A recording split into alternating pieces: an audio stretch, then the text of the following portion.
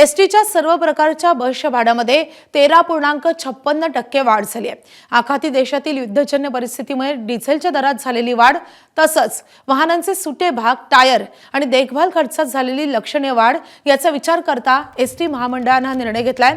10% हंगामी भाडेवाढ सध्या मागे घेण्यात आली आहे आणि 13.56% कायमस्वरूपी भाडेवाढ लागू करण्यात आली आहे। एसटी महामंडळाने प्रवासी भाडेवाढ करण्याचा निर्णय घेतल्याने प्रवाशांना प्रवास खर्चासाठी अधिकचे पैसे आता मोजावे लागणार आहेत आणि महागाईचा सामना करणाऱ्या प्रवाशांना दरवाढीची झळ बसणार आहे।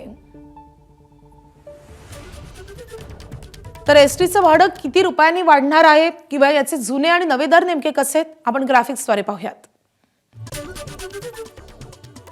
तर मुंबई सोलापूर या प्रवासाचा जुना दर होता 775 रुपये, सो आता थेट गेलेला आहे 800 रुपयावर।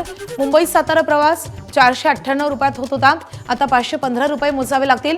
मुंबई कोल्हापूर 730 रुपये, नवा दर असेल 755 रुपये। मुंबई धुळे प्रवासाचा जुना दर 664 रुपये, नवा दर असेल 685 रुपये। मुंबई चिपळूण जुना दर होता 498 रुपये, नवा दर 515 रुपये। पुणे कोल्हापूर 421 जुना दर, नवा दर असेल 435 रुपये। पुणे संभाजीनगर प्रवासासाठी आधी 454 रुपये मोजावे लागत होते, आता ते भाडं गेलेलं आहे 470 रुपयांवर।